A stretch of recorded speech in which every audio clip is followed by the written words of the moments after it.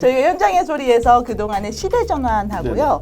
그리고 규제개혁당 분들이 모셨거든요. 여기는 연동형 비례제 때문에 비례 의석을 생각을 하시고 오셨었지만 이제 점점 의혹이 막 올라가면서 지역구 의원도 모집하기 시작하셨더라고요. 관악구에 서울대학교가 있잖아요. 민주당에서는 유기용 전 의원이 나오셨고요. 무소속으로 김성식 전 의원 후보님 포함해서 모두 서울대 아니면 못 들어가는 그런 지역구인가요? 이 옆에 관악 을에는 이 정태호. 네네. 또 서울대시네요. 서울대인데, 그런데 오신환 씨는 원래 한국예술종합학교 출신으로 프로 연극 배우 출신입니다. 미래통합당 관악 갑 지역구에 단수공천을 받은 김대호 소장님 모셨습니다. 사실은 후보님보다는 소장님이라고 부르는 게 되게 익숙해요. 그동안에 386 아웃이라든지 최근에 여기 7공화국이 온다. 국가 개조 방안이라고 할까요? 사회 개혁 방안을 꾸준히 책을 써주셨기 때문에요. 그때마다 사회 디자인 연구소 소장이라고 저자 속에 있어서 저희는 사실 소장님이라고 부르는 게 더 익숙하긴 한데 저도 익숙합니다. 순식간에 후보가 되셨어요. 이렇게 단수 공천으로 바로 관악갑에 되신 거잖아요. 주류인 자유한국당 출신이 아니신 거고 약간 새 보수당 계열이셨잖아요. 그것도 아니죠. 그것도 아닌가요? 좀 설명 부탁드리겠습니다. 제가 미래통합당에 2월 18일자로 가입을 했어요. 그때가 이쪽 계열로는 첫 당원이 된 거고요. 박영준 공동의장이 하던 동추 그쪽 사람들은 미래통합당이 첫 당원인 경우가 많이 있습니다. 공천 과정에서 제가 공천 면접을 2번을 봤거든요. 유일하다 그러더라고요. 왜 면접을 2번을 봤냐면은 지역구 정치인들의 덕목들이 있습니다. 그 중에 하나가 참 사람이 겸손해 보여야 되고 뭔가 사람들을 떠받들어 줘야 되고요. 어쨌든 제가 14년 동안 사회 디자인 연구소를 하면서 국가와 지방 발전의 어떤 방향들을 연구를 해왔지 않습니까? 어떻게 보면 제가 천상의 이치를 갖다가 이렇게 연구를 한 편인 거죠. 그쪽이 굉장히 강할 거 아닙니까? 상대적으로 지역 후보는 뭐 지역에서 이제 기면서 사람들하고 스킨십을 하는데 그게 아주 극적으로 대비가 되니까 지역구 후보로서의 전투력 내지는 매력 이런 부분들이 약하지 않겠나. 너무 큰 이야기를 많이 하셨기 때문에 작고 소소한 이야기에서는 약하지 않을까 이렇게 봤다는 얘기보다는 태도 문제인데 제가 어쨌든 간에 교육연구 컨설팅인데 이게 주로 기본적으로 가르치는 게 업이지 않습니까? 그러다 보니까 이거 유권자들을 갖다가 가르치려고 하는 거 아니냐 이런 편견들이 공유됐고요. 사실 그게 또 뭐 오랜 섭이기 때문에 전혀 근거 없는 거는 아니거든요, 사실은. 게다가 전 다른 강점이 있다 보니까 그 약점이 크게 부각된 것 같아요. 그래서 지역구 후보로 선뜻 내세우기에는 불안이 있었던 거예요. 제가 갖고 있는 이 대체하기 힘든 특장점이 있잖아요. 그거를 갖다 강조하시는 분들이 이제 있으니 결국은 면접 한번 더 보자 이렇게 된 겁니다. 더 봤지만은 그 우려, 일부의 우려를 불식을 충분히 시키지를 못했습니다, 사실은. 근데 어쨌든 관악갑을 놓고 이제 여러 후보들을 갖다 놔봤을 거 아닙니까? 거기가 진보가 60 정도 되고 보수가 40 정도 되는 동네입니다. 아마 서울 최악의 험지죠. 이제 이쪽에서 보면은 이제 그러다 보니까 나름대로 진보적인 어떤 컬러 있지 않습니까? 근데 그 진보 컬러도 아주 성찰적인 진보 컬러. 이것이 있어야 그 60% 중에 일부를 갖고 올 수 있다. 이렇게 본 거고요. 그러니까 기존의 보수 한 30~40%에다가 성찰적 진보를 가져오면은 그러면 게임이 되겠다. 아마 이런 판단들을 하고 저를 관악갑에 단수 공천을 한 거로 저는 그렇게 알고 있습니다. 일단요, 두 분이 유, 김 두 분은 문과고 저는 이과입니다. 그다음에 저는 중소기업에서 위장 취업을 했어요. 같이 노동운동을 했는데 다른 분들은 아예 이런 중소기업 노동운동을 안 했거나 아니면 한국노총에서 일을 했던 거죠. 저는 바닥을 기어봤잖아요. 구로검천 지역의 중소기업들이 1990년 전후해가지고 추풍 낙엽처럼 무너지거나 아니면 해외 이전하거나 지방 이전하는 것을 다 숱하게 봤습니다. 저는 그 위장폐업이라 생각하고 막 싸워왔는데 위장폐업이 아니고 진짜 폐업이더라고. 나름대로 아픈 만큼 성숙한 측면이 있고요. 그다음에 제가 대우자동차에 들어가가지고 9년을 제가 일을 했지 않습니까? 제 전공을 살렸습니다. 그때는. 금속공학과. 금속공학과니까. 자동차 산업이라는 게 사실은 금속 가공업이나 마찬가지입니다. 대부분이. 금속노조잖아요.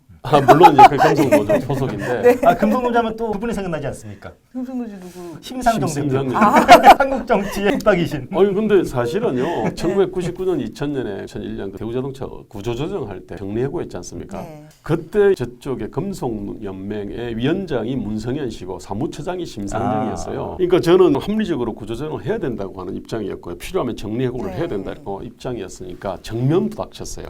그때 어쨌든 저는 엔지니어로서 글로벌 기업 체험을 했고 그 다음에 한국 노동운동의 폐악들을 갖다가 제가 아주 뼈저리게 절감을 했거든요. 이게 이제 그분들하고 다른 겁니다. 사실은 제가 감히 성찰적 진보라고 얘기를 하는 거는 이런 경험이 있었을 거예요. 또 하나 제가 사회 디자인 연구소를 하면서 국가 발전뿐만 아니라 지방자치단체의 정책 사업 예산 분석 이게 또 제 전공이잖아요. 아니 이런 거를 해주면은 일용할 양식이 나옵니다. 국가 경영의 정책에 대해 가지고는 소비자가 대통령이나 대통령 후보 이런 사람들인데 이 사람들은 자문을 받고 돈 줄 생각 안 해요. 자리 줄 생각해요. 아, 그분들은 후분양이신가요? 물론이죠. 지방자치단체장이나 되고 싶은 사람들은 정책 사업 예산 분석과 관련된 아이디어들을 약간의 대가를 지불하고 하지 않습니까? 그러다 보니까 제가 지방자치단체의 정책 사업 예산 이쪽에 대해 가지고는 그건 유구 못지않게 일가견이 사실은 있는 겁니다.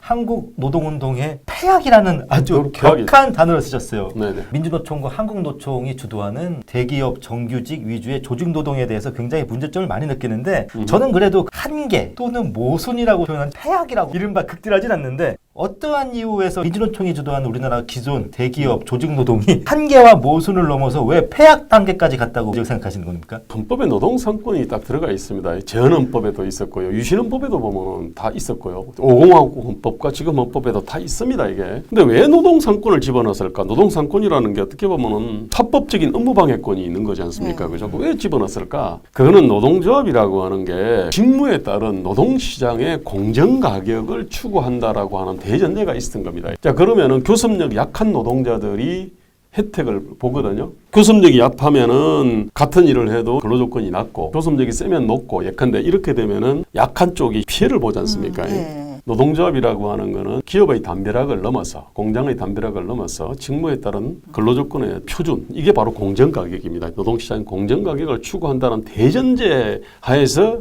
노동상권을 부여를 했는데 지금 우리나라 노동조합들은 그 개념이 전혀 없는 겁니다. 노동조합이 지금 완전히 사회적 강자 집단이 됐고요. 하는 일에 비해서 즉 생산한 가치에 비해서 월등한 권리 이익들을 누리지 않습니까? 그러면은 이 몫을 어디서 가져오겠습니까? 아니 그럼 자본가한테서 가져온다 그러지만은 현실적으로요. 자본이 갖고 있는 뿐만 아니라 협력업체 걸 뽑아갈 거고요. 그다음 비정규직 거를 갖다 뽑아갈 거고요. 소비자 걸 뽑아갈 거고요.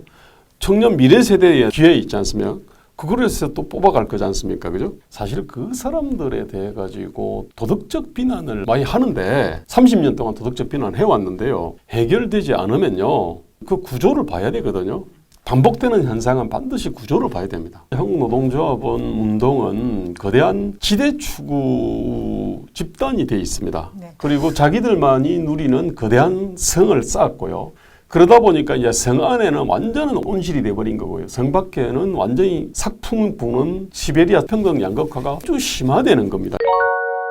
제가 좀 불편한 질문을 드리겠습니다. 네. 좀 쉽게 비유하자면은 김대호가 팩스를 지킬 때 팩스 좀 보내라, 복사 좀 해라 하고 예. 바로 옆에서 지시했던 사람이 누군지 아십니까? 심상정과 김문수입니다. 비유입니다. 세 분이 같은 노동운동 사무실을 하다가 심상정과 김문수는 승승장구하고 출사하고 성공했다. 한 분은 진보정당의 붙박이 당대표시고 또 한 분은 경기도지사까지 하셨잖아요. 그러니까 김대호 후보님에 대해서 비판적인 사람들은 그런 말을 많이 합니다. 제가 좀 그대로 옮기겠습니다. 대호가 배지에 정말 환장했다. 제가 말씀을 직접 하시네요. 어떻게 항변하고 싶습니까? 그러니까 북극성 나침판 네. 그 각도기로 대한민국이라는 배의 위치와 방향과 속도를 안다 그랬지 않습니까? 그랬을 때 지금 대한민국이 호는 엄청나게 완전히 이탈해 있습니다. 완전히 거꾸로 가고 있고요. 저는 이런 길을 연구한 사람이지 않습니까? 노선을 연구한 사람이기 때문에 당연히 지금 요 키를 잡고 있는 문재인, 정세균, 김두관, 손학규, 송영길 등등등 그런 분들한테 조언을 하는 게 원래 제 본업이지 않습니까? 제가 그 사람들을 문 두드려 두드린 적 없습니다. 주변에 있는 참모들이 저 사람이 길을 연구한 사람이니까 가까이 해서 얘기를 들으시라 이렇게 얘기를 했고 그런 자리를 많이 가졌는데 일단 이분들이요 대한민국에 대한 위치 방향 감각이 굉장히 떨어집니다. 이걸 사회 역사적 통찰력이라 그러는데요. 그 감각이 떨어지고요. 역사적인 소명의식이 별로 없어요, 사실은. 그 다음에 자기가 방향을 전환을 하면요. 기존의 고정관념을 가졌거나 기득권자들이 항거를 할 거 아닙니까? 네. 그죠? 반대를 하거나. 그러면 굉장한 스트레스가 있겠죠. 그러면 그걸 견뎌낼 수 있는 용기와 강단, 이게 없어요. 참, 이거는 제가 볼 때는 우리의 지도자 복 같은데 지도자가 참 마땅한 사람이 없습니다. 이 불행하게도. 저는 지금 현재 한국 정치 대부분은 무동력선이라 생각해요. 무동력선은요, 해류와 바람에 떠밀려 다닙니다. 해류와 바람이 좋은 쪽으로, 즉, 국민의 지지와 성원, 이런 열망들이 좋은 쪽으로 막 움직이면 이 사람들 그냥 갑니다. 근데 그렇지 않으면은 이 사람들은 전혀 엉뚱한 데 가거든요. 제가 왜 나오려고 하느냐면은 해류와 바람 일으키려고 나온 거거든요. 국민의 생각과 지지와 성원 있지 않습니까? 이걸 갖다가 방향을 좀 바로 잡아야 되겠는데 방향을 바로 잡는 수단이 뭘까? 가장 중요한 거는 정당과 언론이죠, 사실은. 근데 지금 언론으로 해결하기가 어렵습니다. 그러면 이제 정당으로 해결해야 되는데 그러려 그러면은 선출직 공직자가 돼야 될 거 아닙니까? 제 82학번들이 다 보면 3선, 4선 의원들이지 않습니까? 내려와야 되는 시점인데 저는 지금 이제 해봤자 초선밖에 안 되잖아요. 그렇게 초선임에도 불구하고 그렇게까지 그냥 길을 쓰고 원내에 진출하려고 하는 거는 정당을 바로 세우고 정치를 바로 세우고 표류하는 대한민국을 바르게 가게 하려 그러면 제 같은 사람이 필요한 것 같아가지고 제가 가려 그러는 거거든요. 정말 기함할 뻔했는데 김대호 후보님께서 공천 심사위원분들에게 그런 뉘앙스를 말씀하셨다는 거예요. 경세방략이라는 얘기를 왜 못 알아들으세요? 뭐라고요? 경세방략이라는 말을 지금 저희만 재밌는 거죠, 지금?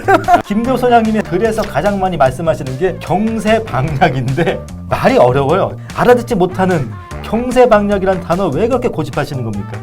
그래요. 그러니까 이게 자기 디자인 연구소 14년 동안은 제가 인생을 걸고 한 일인데 이거를 어떻게 짧게 말을 할까? 그래서 한마디로 이걸 뭐라 그래야 될까?